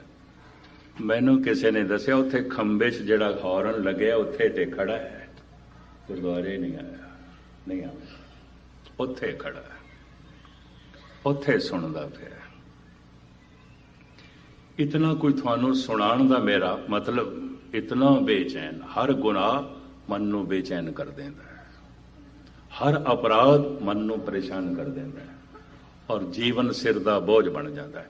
खुदकशी करके मरिया, आत्म हत्या करके मरिया। हैरानगी हुई, कहता इतना बोझ, इतना तनाव मैं नहीं बर्दाश्त कर सकता, मैं नहीं सहार सकता। बई इन्नियां नू परेशान किया तू, इतनियां नू रुलाया, इते दिता दईए अपना अण दिते किच हथ ना आवे। भाई साहब कहते हैं कोई मनुख इतने बज्जर पाप करे, कितने गऊ दिज बधु वंश विश्वास बद कोट हत्या, करोड़ा तरह के कतल करे, एक नहीं ते करोड़ा गौवां मारे, भगतां नू मारे, विश्वासघात करे, कुल द्रोह करे, स्त्री नू मारे और गुरु नाल द्रोह करे। गऊ दिज बधु वंश विश्वास बद कोट हत्या, तृष्णा अनेक दुख दोख समगात है। ये तीन पंक्तियां एक दफा मैं फिर थानू सुना दें। मेरे ख्याल कोई ऐसी पीड़ा, कोई ऐसा दुख रहा नहीं जिसनों भाई साहब ने गिण नहीं लिया, जिहदा जिक्र नहीं किया भाई गुरदास ने। पंक्तियां मैं एक दफा फिर थानू सरवण करावां। अगन जरत जल बूडत सरप ग्रसे, शस्त्र अनेक रोम रोम कर गात है। बिरथा अनेक अपदा अधीन दीनगत, ग्रीखम और शीत बरख माय निष्प्रात है। गौ दिज बधु वंश विश्वास बद कोट हत्या, तृष्णा अनेक दुख दोख समगात है। अनेक प्रकार जोर सगल संसार सो दे, जगत दे सारे दुखों नू मैं इकट्ठा करके देख लिया। भाई साहब भाई गुरदास जी, जगत दे सारे दर्द पीड़ा मैं इकट्ठा करके वेख लिया। अनेक प्रकार जोर सगल संसार सो दे, पिया के बिछो पल एक ना पुजात है। शब्द तीर की तरह लगे है, परमात्मा का विछोड़ा होया है। भाई साहब कहते हैं ये पीड़ जगत की कोई, ये सारिया पीड़ा एक पल का मुकाबला भी नहीं कर सकती, एक पल जितनिया भी नहीं। तो तुसी हुण खुद अंदाजा लगाओ भगत कितनी पीड़ा चो लंघदे, कितनी भयंकर पीड़ा चो लंघदे। लागी होए सोचाने पीर। लेकिन एक होर भी अर्ज करते हैं, ध्यान नाल सुनना। जिस दिन ये तीर लग्या और ये पीड़ हुई, बंदा एक दुआ भी करता है, अंदरों अरदास भी करता है, हे प्रभु नहीं मिलना ते ना सही पीड़ा रहन दे। ऐ भी सुन लो, ऐ भी होता भयंकर पीड़ है, पर इस पीड़ा च भी कोई रस है। इस वास्ते गुरबाणी इसका भी जिक्र कर दी है। कबीर ने बड़ा खोलिया, समय ज्यादा नहीं पे देंदा, एक निक्का जिहा शेर तुहानूं सरवण कराते हैं। अमीर खुसरो होए ने सूफी संत शाहजहां दे वक्त दिल्ली दे च होए ने। निजामुद्दीन दे चेले सन, लगदा है तीर उन्होंने लगे। वो कहते ने या रब दुआए वसल ना हरगिज कबूल हो, फिर दिल में क्या रहेगा जो हसरत निकल गई। नहीं मिलता खुदा ना मिल, कोई गल नहीं, मेरा कोई गिला नहीं, पर ये जो मेरे को पीड़ा है, ये जो मेरे को तड़पना है, ये ना खोई, ये रहन दे,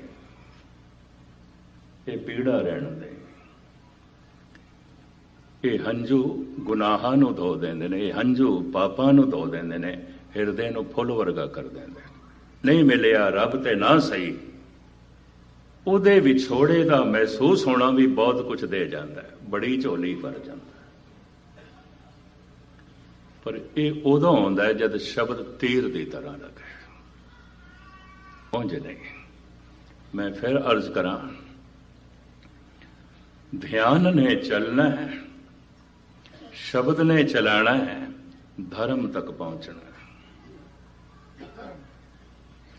जैसे ध्यान शब्द दे नेड़े आएगा, शब्द तीर की तरह लगेगा, तीर की तरह लगेगा। इसका जो लंबा चौड़ा खुलासा धन गुरु ग्रंथ साहब जी महाराज दे मौजूद है, हो सकिया मैं फिर थोड़े सामने रखांगा, क्योंकि समा हो गया, समय की उलंघना बहुत ना करिए। ਆਪਾਂ ਧਿਆਨ ਨੂੰ ਚਲਾਉਣ ਦਾ ਅਭਿਆਸ ਕਰ ਲਈਏ, ਚਲੇਗਾ ਤੇ ਕਿਸੇ ਗੁਰਮੁਖ ਦਾ, ਬਾਕੀ ਕਰਨਾ ਅੰਮ੍ਰਿਤ ਵੇਲੇ ਆਉਂਦਾ, ਪਰ ਚਲਾਉਣ ਦਾ ਅਭਿਆਸ ਕਰ ਲਈਏ ਵੀ ਇੰਜ ਚਲਾਈਦਾ, ਸਵੇਰੇ ਕਰਾਂਗੇ। ਜਿਵੇਂ ਕਿਸੇ ਨੇ ਗੱਡੀ ਚਲਾਣੀ ਸਿੱਖਣੀ ਆਉਂਦੀ, ਚਲਾ ਤੇ ਸਕਦਾ ਨਹੀਂ, ਪਰ ਸਿੱਖਦਾ ਤੇ ਪਿਆ। ਇਹ ਅਭਿਆਸ ਕਰਨਾ, ਸਿੱਖਣਾ, ਅੰਮ੍ਰਿਤ ਵੇਲੇ ਉੱਠ ਕੇ ਕਰ ਸਕੀਏ। ਜ਼ਬਾਨ ਉਚਾਰਨ ਕਰੇ, ਮਨ ਸੁਣੇ। ਜ਼ਬਾਨ जो कह रही है वही कन्ना द्वारा सुनिया जा रहा है, बिना ध्यान तो नहीं पता चलेगा, क्योंकि कन्ना कोल अख नहीं है, अख कोल कन नहीं है, जबान कोल कन नहीं है, कन्ना कोल जबान नहीं है। मैं जिसनों वेख रहा, मैं जिसनों सुन रहा, मैं उसे नाल ही बोल रहा। ये तिन्नां दा संबंध ध्यान करके आउंदा है। ਅੱਖਾਂ ਦਾ ਧਿਆਨ ਜ਼ਬਾਨ ਨਾਲ ਜੁੜਿਆ ਹੋਇਆ ਹੈ, ਜ਼ਬਾਨ ਦਾ ਧਿਆਨ ਕੰਨਾਂ ਨਾਲ ਜੁੜਿਆ ਹੋਇਆ ਹੈ, ਕੰਨਾਂ ਦਾ ਧਿਆਨ ਅੱਖਾਂ ਨਾਲ ਜੁੜਿਆ ਹੋਇਆ ਹੈ। ਤਾਂ ਮੇਰਾ ਵਿਸ਼ਵਾਸ ਬਣਿਆ ਹੈ, ਜਿਹਦੇ ਨਾਲ ਮੈਂ ਬੋਲ ਰਿਹਾ ਮੈਂ ਉਹਨੂੰ ਹੀ ਵੇਖ ਰਿਹਾ, ਔਰ ਜਿਹਨੂੰ ਮੈਂ ਵੇਖ ਰਿਹਾ ਮੈਂ ਉਹਨੂੰ ਹੀ ਸੁਣ ਰਿਹਾ। ਧਰਮ ਦੀ ਸਾਧਨਾ ਧਿਆਨ ਸਾਧਨਾ ਹੈ। तो सिर्फ 5 दफ़ा, ज़्यादा नहीं, काफ़ी समा हो गया, आप काफ़ी समय दे बैठे हो। कोशिश करना ਜ਼ਬਾਨ ਚੋਂ ਜੋ ਧੁਨ ਨਿਕਲੇ ਉਹ ਕੰਨਾਂ ਦੇ ਰਾਹੀਂ ਮਨ ਸੁਣੇ। ਸੁਣ ਤਾਂ ਸਕੇਗਾ ਜੇ ਧਿਆਨ। ਧਿਆਨ ਰਾਹੀ ਹੈ, ਯਾਤਰੀ ਹੈ, ਸ਼ਬਦ ਵਾਹਨ ਹੈ, ਧਰਮ ਮੰਜ਼ਿਲ ਹੈ। ਧੁਨ ਧਿਆਨ ਦੀ ਸਾਧਨਾ ਇਹ ਪੰਥ ਹੈ, ਇਹ ਮਾਰਗ ਹੈ। ਜੋ ਕਰਦਾ ਹੈ ਉਹ ਪੰਥੀ ਹੈ, ਉਹ ਰਾਹੀ ਹੈ। तो सिर्फ 5 दफा वाहेगुरु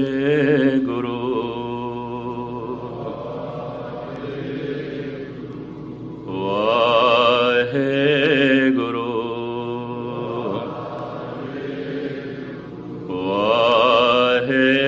वाहेगुरु वाहेगुरु